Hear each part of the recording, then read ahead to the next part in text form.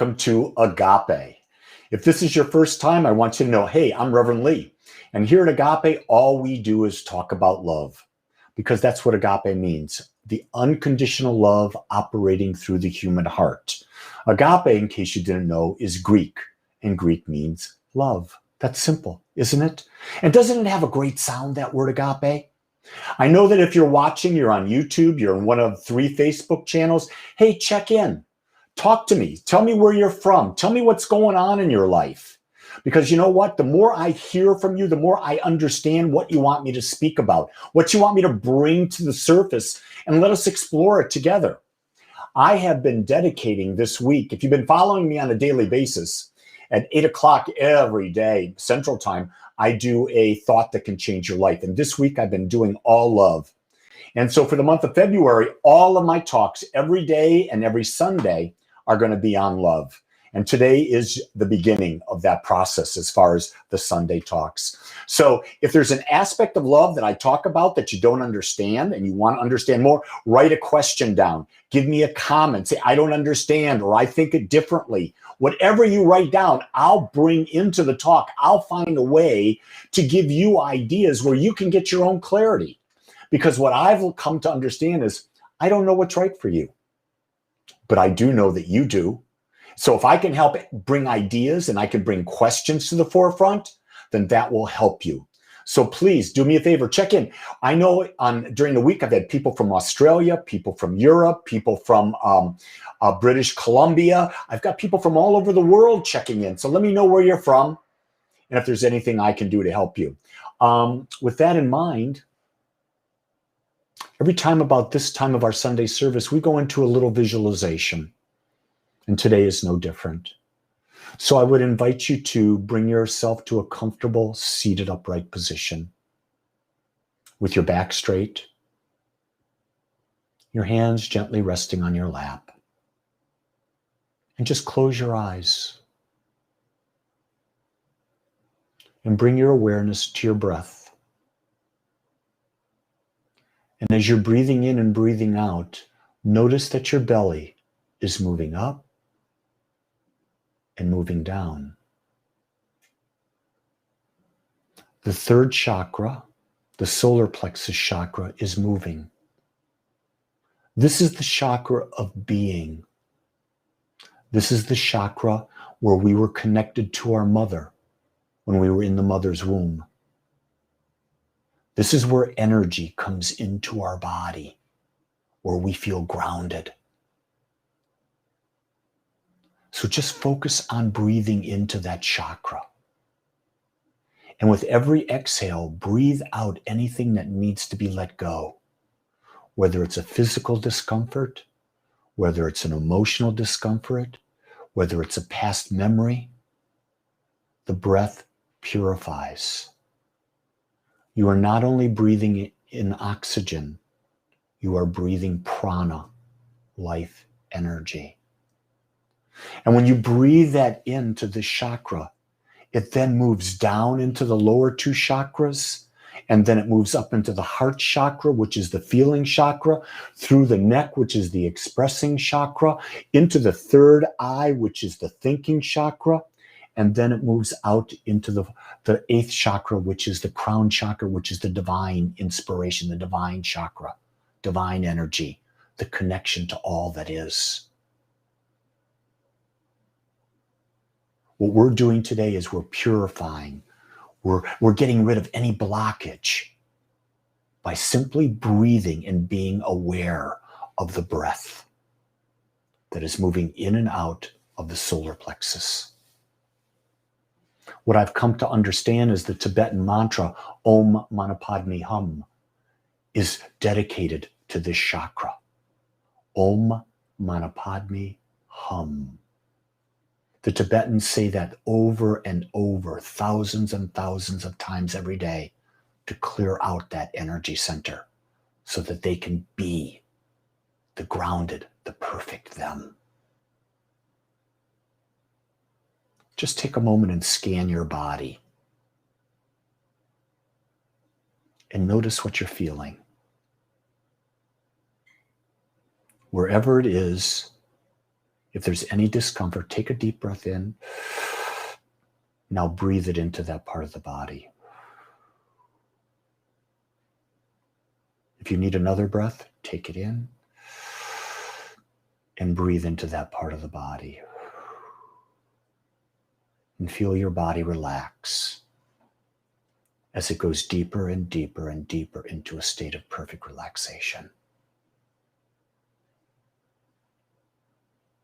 And notice that as you are in this state of relaxation, how light your body feels, how free your body feels. Know that the heaviness dispels itself when we take deep breaths. The heaviness is an illusion that we're separate from all that is, when in fact we're always one with all that is.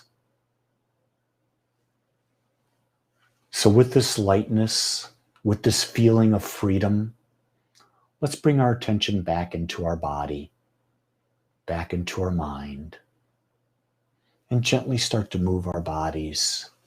However it is, your hands, fingers, your neck, whatever it is. And when you're ready, open your eyes and welcome back.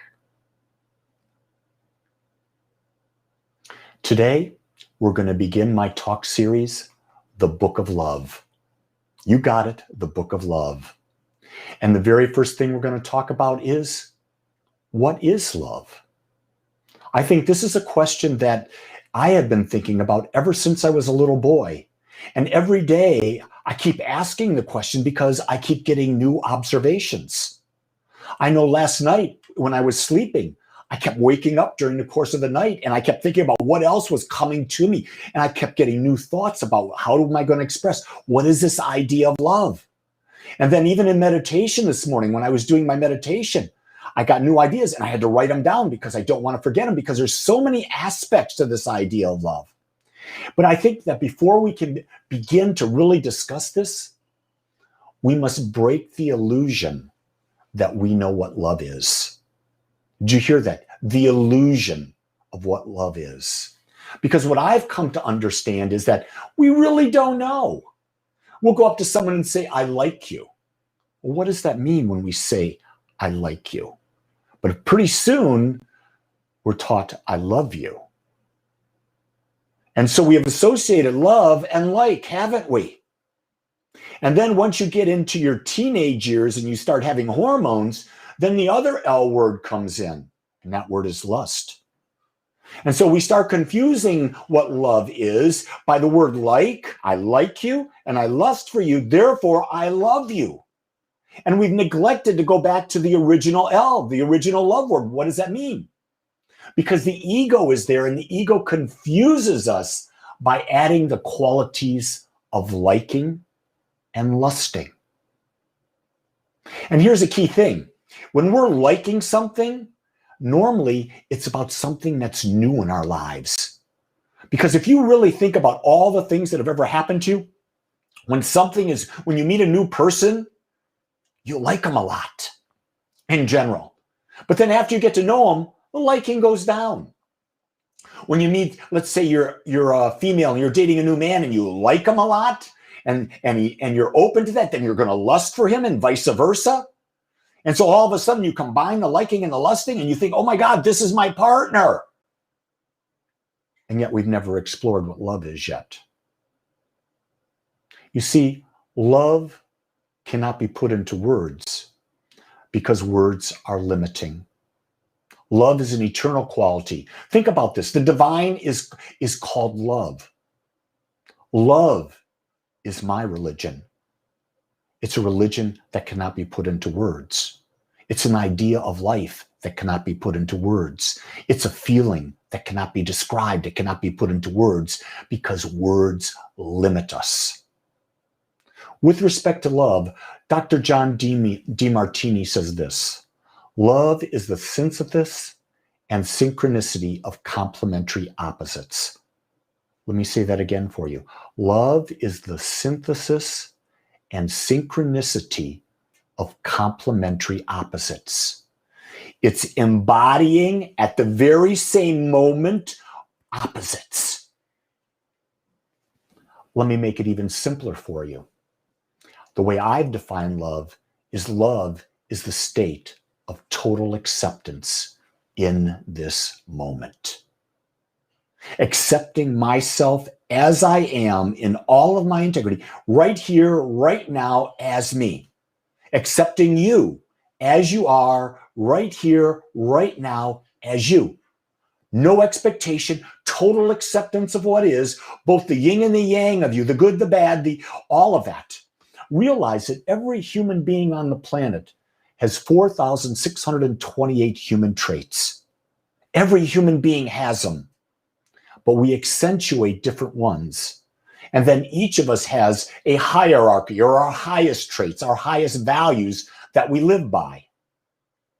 And so when I'm looking at someone, I'm connecting with them, chances are the thing I'm connecting with is the fact that the traits that they're accenting are similar to the traits that I'm accenting. Therefore, that becomes in common and I'm drawn to them.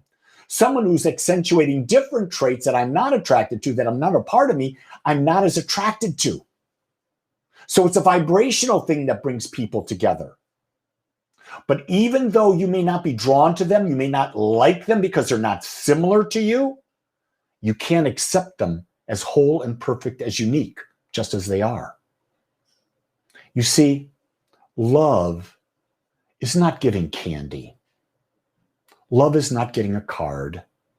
Love is the act of accepting someone. Think about this. If you're looking at someone you care about and they say, I love you, what did you feel? What does that mean to you? Do you have a clear understanding of what they feel? Now listen to these words that the person speaks to you. I accept you. How did that feel? What is your body telling you? It feels good, doesn't it? Because isn't that all we ever want, is to be accepted for who we are without having to put on a persona, without having to change, to be like them, to do things for them? You see, we've bought into the illusion that love becomes being what the other person wants us to be. And those relationships never work because it becomes codependent. We're dependent on the other person doing what we want, and no matter how much that other person does, it's never enough. Because all we want is to be accepted. So where does it start? It doesn't start with the other person. It's the act of accepting ourselves as we are. You see, love is a state of non-judgment and living in the now.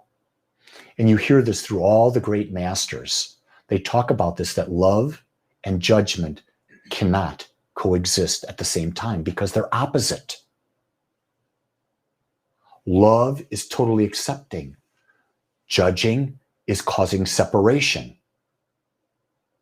So when you're judging someone, when you're labeling them as good or bad or doing what you want or not want, you're in a state of non-judgment. So you're not loving. And a lot of people say, well, that's just a little bit of conditional love. Well, I'm going to beg to tell you that there is no such thing as conditional love. There's either love or there's judgment. It's that simple. And I know that sounds rather cruel, but we've been brought up under the illusion that it's okay to be conditional. It's okay if I judge them a little bit. It's okay. No, it's really not. You can look at a human's behavior, another person's behavior, and you can make a dissertation whether or not you want to even be around them. That you have the right. You don't have to like someone to love them. That's the interesting thing. Did you hear what I just said? You don't have to like someone to love them. I can accept someone that they are this way, and I can choose not to be with them because that's not a match with the energy that I am. I'm not trying to change them. I'm letting them be that. But I get to choose where I put my energy and who I hang with. You see, it's only when we surrender the ego that we can experience love. Why? because the ego is that which judges. It is that part of us that is the judging part. The divine mind that we are doesn't judge. The divine mind that we are simply observes. And here's the beauty of it. When we are in a state of observation, we are in a state of love. When we're not in a state of observation, we're in a state of judgment. So think about this. If we are not in this state of judgment, we're in a state of love. And think about this. Love makes us feel light. Love makes us feel free because we're not weighted down by the judgment. The judgment doesn't cause our light to get darker, our light to get critical. We're not there trying to assure that that person's going to constantly be doing what we want, because that makes us a prisoner to constantly observing what they're doing. But if we are freeing ourselves from what they do, it's a lightness that comes over us and we can live that light. Look at a child, how free they are when they're young. They're not concerned with what you think about them unless they've been really domesticated at a young age. And rest assured, we've all been domesticated. Domestication is the process that has been used for thousands and thousands and thousands of years, where our parents have taught us to do this to be a good little boy, do this to be a good little girl. And then once the parents are done with it, then the rest of the family does it. Then your friends do it. Then the schools do it. Then the religions do it. Then the television or the books do it. Then the corporations do it. And so all of our lives, we've been taught to sacrifice ourselves. And notice the word sacrifice. You'll read in a lot of these textbooks on love, a lot of these spiritual books on love, that love is sacrificing yourself for others. I say poppycock. That is not true. That's an illusion. And I highly recommend that you get over that illusion and realize that the greatest gift of love is to give yourself freedom and to give everyone else freedom. And sacrificing is never an option, ever an option. You do things because it's a choice that you want to do them. Then you're free. And that's magnificent. Here's the other thing. Do you remember back when you were in a state of love? It could have been love. It could have been love, liking, and lust all at the same time. But when you're in that state, if you remember that state, you were totally in the moment. There is no past and there is no future.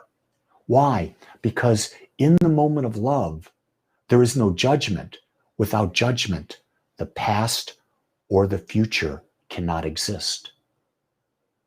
It is only when we judge that the past or the future are in our mind. In the now, fully in the now, there's love. It's so beautiful and simple, and yet it's so difficult. Let's take it a little further.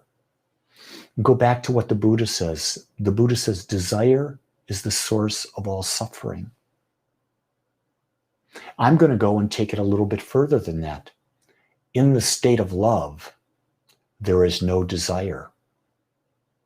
We are complete right where we are because we are in the moment, fully engaged in the moment.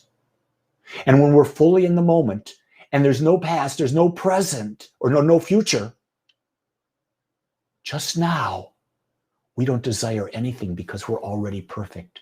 We're whole, just as we are.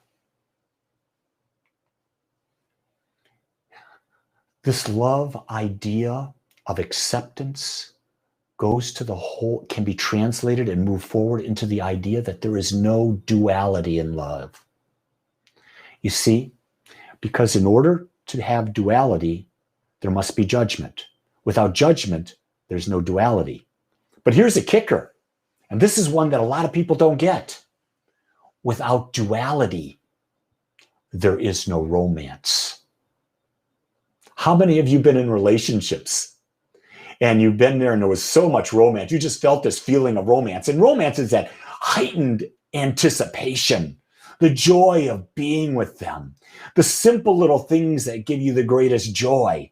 But then, after you've been with someone for a period of time, the romance is gone.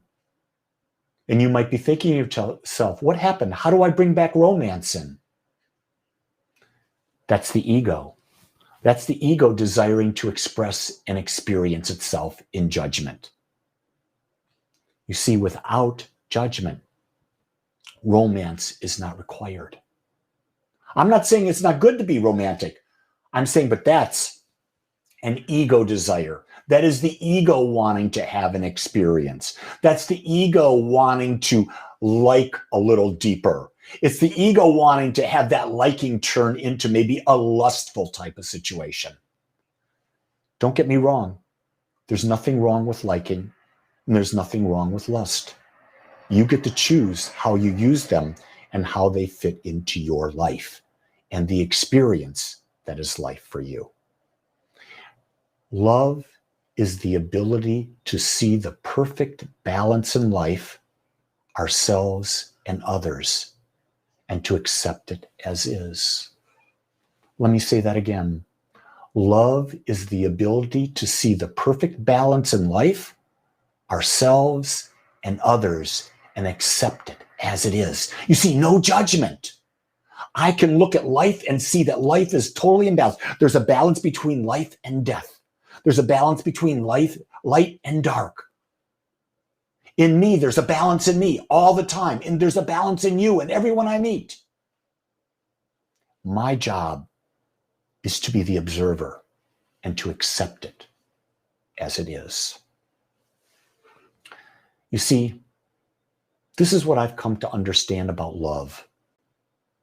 The only expectation that love has is for you to be you. That's it. So when we hear the words, I am, don't put anything behind the I am. Know that you are the I am, and anything you put behind it is perfect. And you get to experience whatever you put behind it. But in any moment, you're free to change whatever word goes beyond the am. And you can accept yourself. Whatever word you put behind it, accept yourself. That's your experience in life. But remember, in any moment, you can come back to the I am. And the I am is a place that is love. It is a place where there is no judgment. It's a place where you come from. I am is love, and love is home.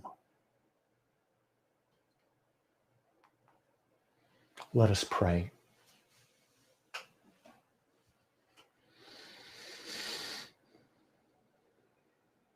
Knowing there is one, infinite, all-knowing, divine, all-powerful presence that has always been and always will be. I know that all things are created out of it, by it, through it, as it. I know that I and each of us listening today and everyone in the cosmos is an individualization of that one. We are a drop of water within the ocean that is the infinite. The qualities that we have are the exact qualities of the ocean. The qualities that we are the exact qualities of the infinite. Each of us has an ability to think, to set a conscious intent. And the power that created the universe, the infinite power that we call universal mind, that is God that creates, responds to our thought nature, our thought atmosphere, the frequency of our thought. Realizing that each of us is just simply energy, I understand that frequency that I tune my mind into creates my life experience as it does yours. And I speak my word knowing that I am now divinely guided from within, as each person listening is divinely guided from within to go deeper and have a greater experience of love than ever has been made before. I know this experience will permeate through every cell of our bodies. We will experience health, wealth, joy, peace, abundance in every aspect of our being. Simply because we are being ourself, and in being ourself, we declare to the universe, we are worthy of love. For this insight, I give thanks. I am so grateful to know this truth for myself and for each of you listening. And because I know it to be true, what is known in one part of the mind of the infinite, I know is known in all parts of the mind of the infinite. And so I bless it. I call it good, and I let it be. And so it is. Amen.